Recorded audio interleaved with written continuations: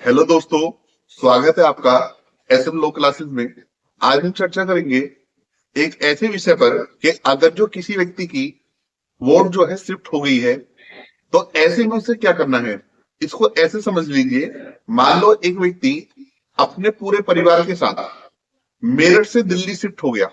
2003 की voter list में उस व्यक्ति का नाम था, लेकिन मेरठ में जहां पर उसकी वोट थी वहां के बीएलओ ने वोट को जो है शिफ्ट दिखा दिया। अब स्थिति ये है कि ना ही तो उसकी वोट मेरठ में है, ना ही उसकी वोट दिल्ली में है, यानी कि वो व्यक्ति वोटर लिस्ट से बाहर हो गया। ऐसे में ये व्यक्ति क्या करे। अब इस व्यक्ति का नाम वोटर लिस्ट में कैसे सम्मिलित हो, तो इसके लिए विस्तार पूर्वक जानेंगे कि अब इसका नाम वोटर लिस्ट में कैसे शामिल हो सकता है। इसके लिए सबसे पहले तो ऐसे व्यक्ति को जो उसका वर्तमान पता है दिल्ली में, तो दिल्ली के वर्तमान पते से फॉर्म नंबर 6 भरना चाहिए। और फॉर्म नंबर 6 ऑनलाइन भी भरा जा सकता है, फॉर्म नंबर 6 ऑफलाइन भी भरा जा सकता है, यानी कि अपने बीएलओ से जो है फॉर्म नंबर 6 प्राप्त किया जा सकता है और फॉर्म नंबर 6 लेकर उससे भर के बीएलओ को जो है जमा किया जा सकता है। जब ये व्यक्ति अपना फॉर्म नंबर 6 भरे तो ये कुछ बातों को याद रखे। सबसे पहले ये गलती ना करे, यानी वो अपना पता बिल्कुल सही लिखे, दिल्ली का या किसी और जगह का। दिल्ली तो मैं एक एग्जांपल के तौर पर कह रहा हूं। इसके अलावा अगर जो उसका जहां का भी पता है वो अपना पता जो है बिल्कुल सही भरे। साथ ही साथ वो ये भी मेंशन करे कि पहले वोट कहां थी, जैसे इस एग्जांपल में है, यानी कि उसकी वोट पहले मेरठ में थी, तो वो इस चीज को भी मेंशन करे। अगर जो उसका पुराना कोई एपिक नंबर है जो जनरली वोटर लिस्ट पर होता है, तो उस एपिक नंबर को भी मेंशन करें। इससे ये आसानी होगी कि निर्वाचन आयोग को, चुनाव आयोग को पता चल जाएगा कि इसकी पहले वोट थी, अब ये दूसरी जगह शिफ्ट हो रहा है तो वहां पर वोट शिफ्ट की जा रही है। ये कोई डुप्लीकेट आदमी नहीं है, बल्कि ये पहले से ही वोटर है। इसने फॉर्म नंबर 6 भर दिया। अब फॉर्म नंबर 6 भरने के बाद अब क्या होगा, देखिए, जैसे ही ये फॉर्म नंबर 6 भरेगा, ये फॉर्म जो है, जो इलेक्शन कमीशन का सिस्टम है उसमें दर्ज हो जाएगा। सिस्टम में जो है ये फॉर्म चला जाएगा। इसके बाद जैसे ही ये सिस्टम में जाएगा तो वोटर को जो है एक एप्लीकेशन या रेफरेंस नंबर जो है मिलेगा।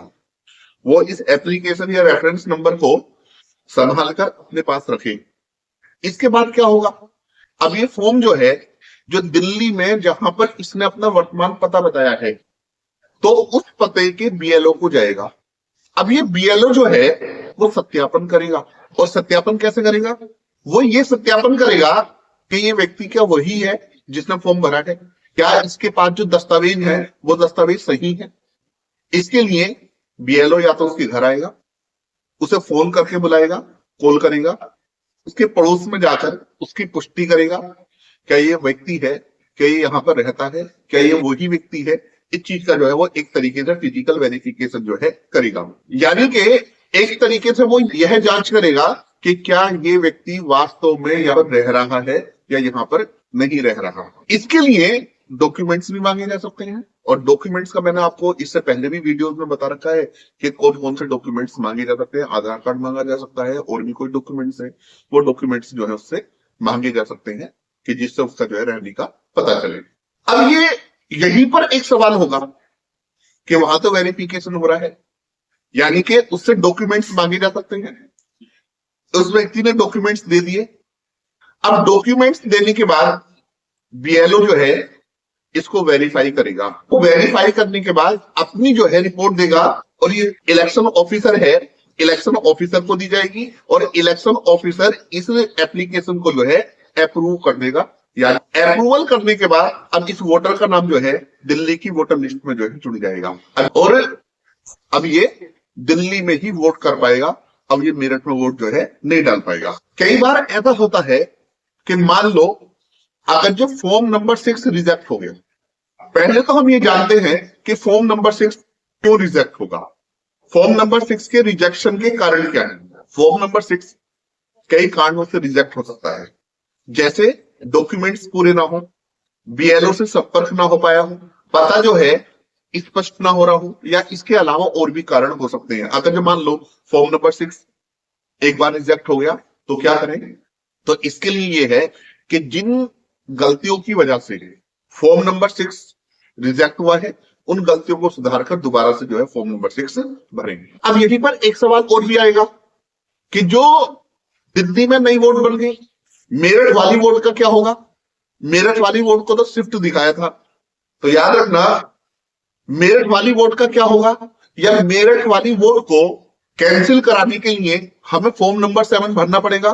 तो याद रखना, यानी कि बीएलओ ने मेरठ की वोट को पहले ही शिफ्ट दिखाकर हटा दी थी, तो अब कोई फॉर्म 7 भरने की जरूरत नहीं है, क्योंकि सिस्टम से वोट अपने आप ही डिलीट हो जाएगी। तो जनरली ये मैंने पूरी प्रक्रिया साधारण शब्दों में बताने की कोशिश की है। इसके बावजूद भी अगर जो किसी को कोई प्रॉब्लम है, चीजें क्लियर नहीं हो रही, कमेंट करें, डिस्क्रिप्शन में नंबर होता है, कॉल करें।